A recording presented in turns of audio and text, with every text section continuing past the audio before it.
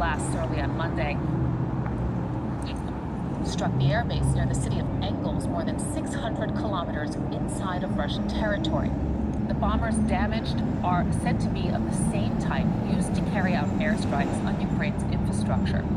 Another explosion hit a military base near the Russian city of Ryazan. At least 3 people were reportedly killed after a fuel tank exploded.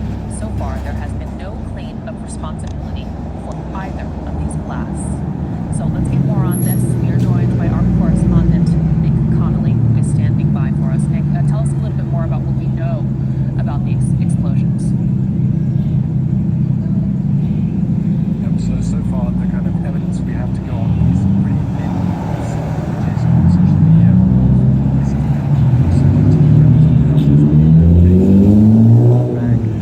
the other footage you see a kind of explosion of kind of flash of light on the kind of night sky.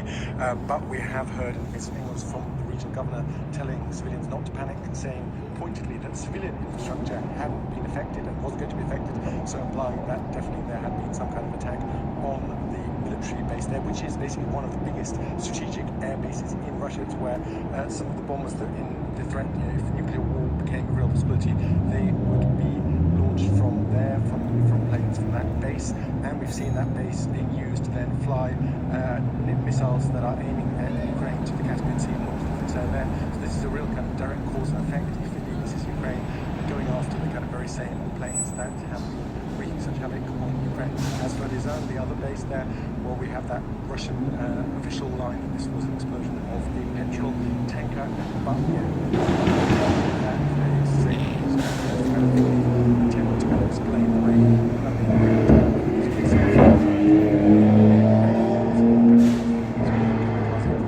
Tell us a little bit more about the response of the Ukrainian and the Russian authorities.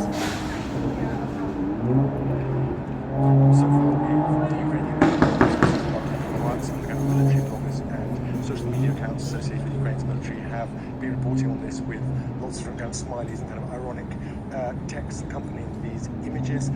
I think it's unlikely that Ukraine would ever kind of directly own up to this. As for the Russian side, well, we've seen time and time again when things go badly for the Russian army on the battlefield, they try to basically keep quiet for as long as possible until they basically make up some kind of face-saving explanation. The same was the case when Ukraine sunk Russia's most important battleship in the Black Sea back in the summer. It took days for them to really kind of work out what their line would be. So there's little expectation that we're going to do something soon. This is really big news. This is the first time that Ukraine, if it is indeed Ukraine, has attempted these kind of things that deep in Russian territory, that far away from the front lines. And it shows that Russia's air defense just aren't up to the task, and that Ukraine is now able to make Russia feel as vulnerable as Ukraine itself has been feeling vulnerable in recent weeks and months. I think psychologically it's difficult to overestimate the effect of this for ordinary Russians to see that Ukraine is not just the place where Ukraine is also potentially able to Russian cities. Let's talk a little bit more about the vulnerability on the Ukrainian side, because it's been experiencing severe energy shortage because of Russian airstrikes. How is the situation where you are now? So we are now quite some time from the last kind of major attack, these mass missile attacks that we've been seeing time and time again in recent months, and things are slowly getting back to normal. It's not perfect. You see Kiev still have kind of emergency blackouts where the system is overloaded.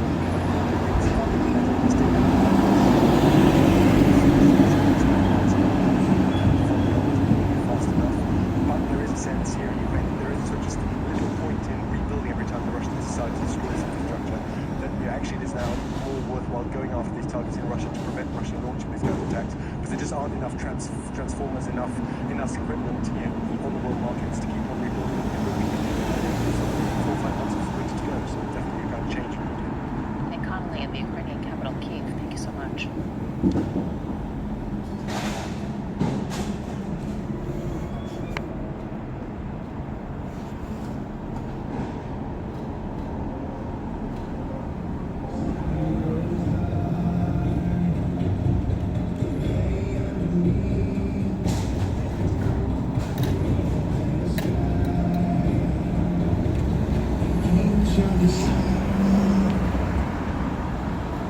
Give all praise to Yahweh Shabbat Shabbat Shabbat Kakadash, Noah, the elders and apostles, better and truthful and down regarding this truth and knowledge, and Shawadi Yamashim Yashaf with the spirit, the elders and apostles and men in the truth on down, regardless, truth and knowledge, so we can know this truth and knowledge. Call holy Yamashim Yashaf Bashim Rakakanash, give all praise Yamashim Yashaf Bashim Rakakanash. That was the Deutsch DW report, German news report. Explosions hit military bases within the Russian territory. So Russian military bases were struck. The news today: explosions have reportedly hit Russian airbase far from the Ukraine border, damaging 2 long-range bombers. Unverified video of blasts that have been posted on a variety of Telegram channels. The blast early Monday struck the airbase near the city of Engels, more than 600 kilometers inside the Russian territory. The bombers' damage are said to be of the same type used to carry out airstrikes on Ukrainian infrastructure because they're crippled. As Russia strike their energy grid, so they're it's blackouts in Ukraine. So pretty much their energy source is crippled right now, man. So it could be, a quid pro quo, or not quid pro quo, but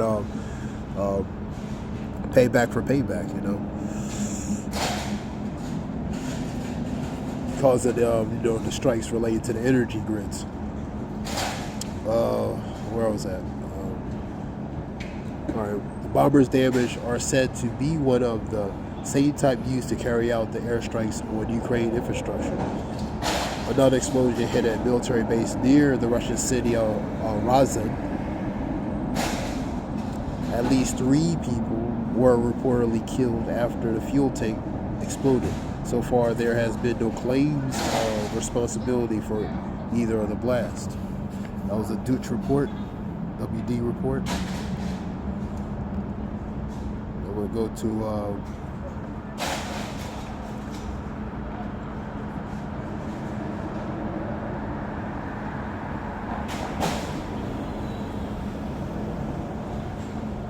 Wion report real quick. This one relates to North Korea breaches buffer zone and fires over 130 artillery rounds. There's a video for this. So we'll get it in a minute. North Korea has fired more than 130.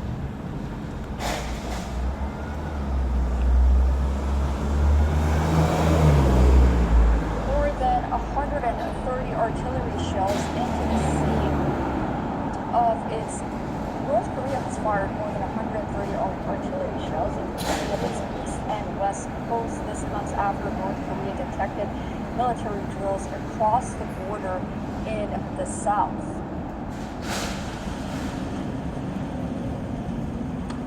Some of the shells landed in a buffer zone near the sea border, and Seoul is calling this a violation of the 2018 Inter-Korean Agreement designed to reduce tension. According to North Korea's state media, its military conducted the firing after detecting dozens of projectiles fired in the south near the shared border. The South Korean military sent several warnings indicating north over the firing.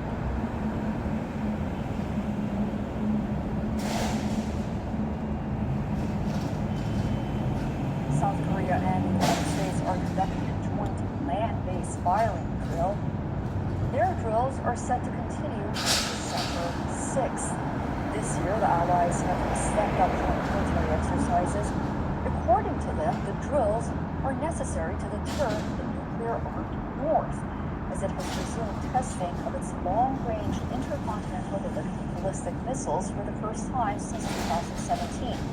North Korea has criticized the joint drills as evidence of a hostile policy by Washington and Seoul.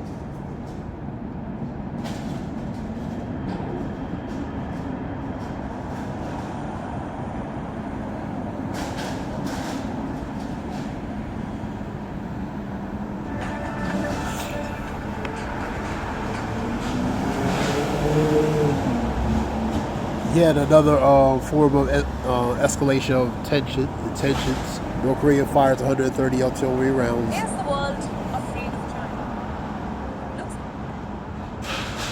130 rounds related to pretty much his. Let me get that again.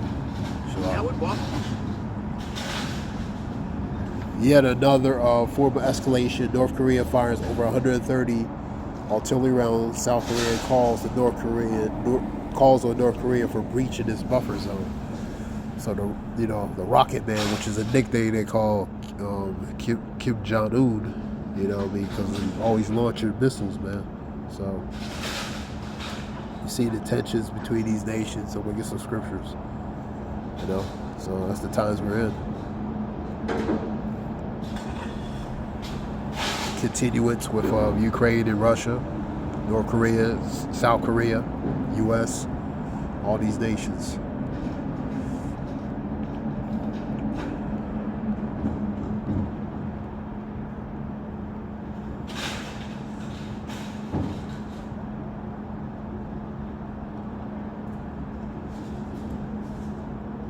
Ecclesiastes 3 and 8 is real quick.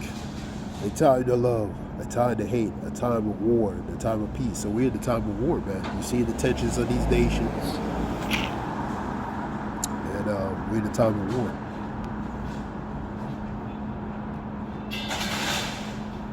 Think not that I come to send peace on earth. So the Lord's not sending peace on earth, man. Think not that I come to send peace, but a sword. So the sword is judgment, man. So the Lord is sending judgment, a form of judgment upon the earth, man.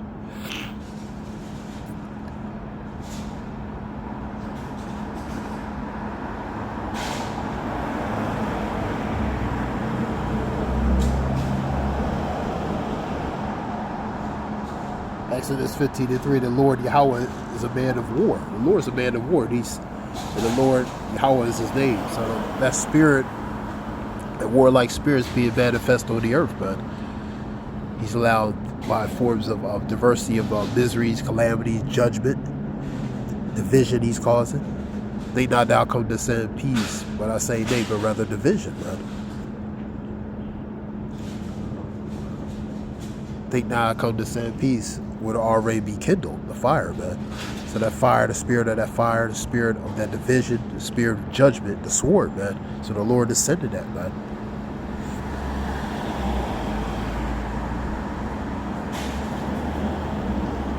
The scriptures, that was Luke 12:49 and also Luke 12:51.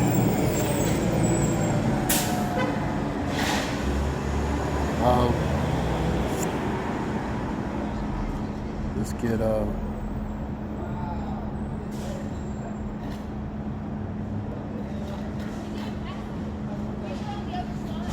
24:6. But ye shall hear of wars and rumors of wars. So you're going to hear of wars. And you're also going to hear rumors of wars. And you're actually going to see wars manifested and happening. Example of that, Ukraine, Russia. That's been going on since February this year. It still continues, man. See that ye be not troubled, be not perplexed, be not troubled, be not dismayed. Because these things have to happen, man. For all these things must come to pass, but the end is not yet. So these are part of what has to come to pass. What the Lord has allowed to come to pass, man. For nation shall rise against nation, and kingdom against kingdom. So you see in the nations versus the nations, kingdom versus the kingdom. There shall be famines, which goes to shortages. For example, pestilence, which goes to plagues, and earthquakes in different places. So you see that. Earthquakes are all over, different places that normally wouldn't be earthquakes, but are earthquakes. All over the world. 24 and 8. All these are the beginnings of sorrow. Sorrows goes to lament and mourning, man. So these things have to come to pass, man. This is part of, according to prophecy, what has to happen.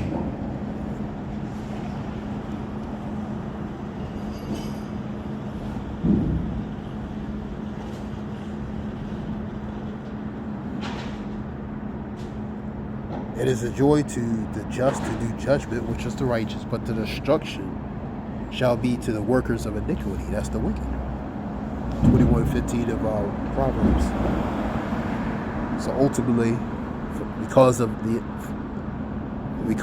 iniquities, why the wicked, their judgment is going to be destruction, man, upon them, man.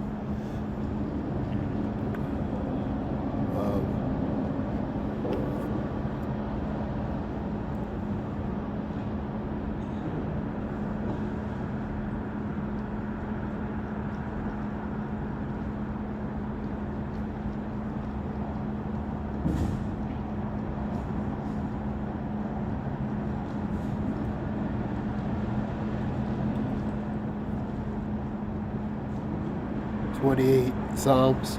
Give them according to their deeds, which are their works, and according to the wickedness of their endeavors. That's the wicked.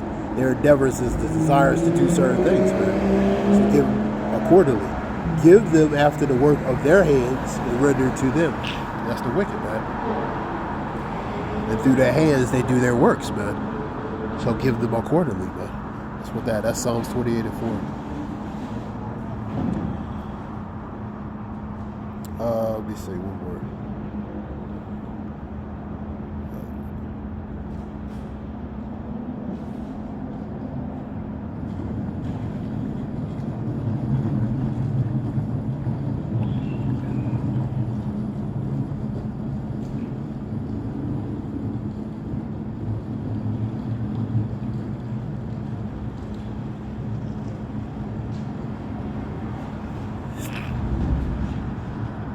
I'm going to get John 18-36.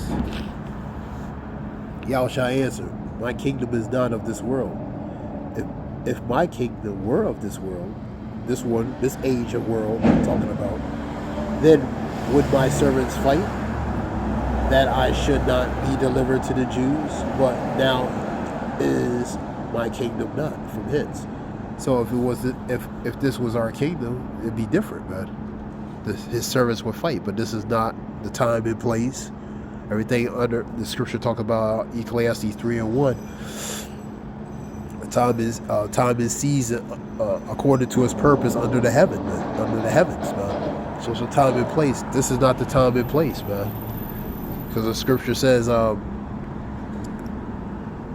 this was my kingdom, my servants would fight. So, and they wouldn't, it'd be different, you know what I mean? So that's what that's saying, man. But this is not our kingdom because this is a different rulership, man. So, as Yahushua said, this is not our kingdom. This is not, so this is Esau's rulership, man. John 18:36. Yahushua answered, my kingdom is not of this world. If my kingdom were of this world, then would my servants fight. Yes, they would, man. That I should not be delivered to the Jews. But now is my kingdom not from hence. So this kingdom is not from hence. Plus he has to fulfill the will of his Father, man. So it's not the time and the place, man. Everything under his time and season, man, accordingly, man. There's a few scriptures relating to those two video reports. Hope it helps in some way. And we give all praise Yahweh Bashem Yoshua Bashem Rakakada Shalom. Zayab Shalom.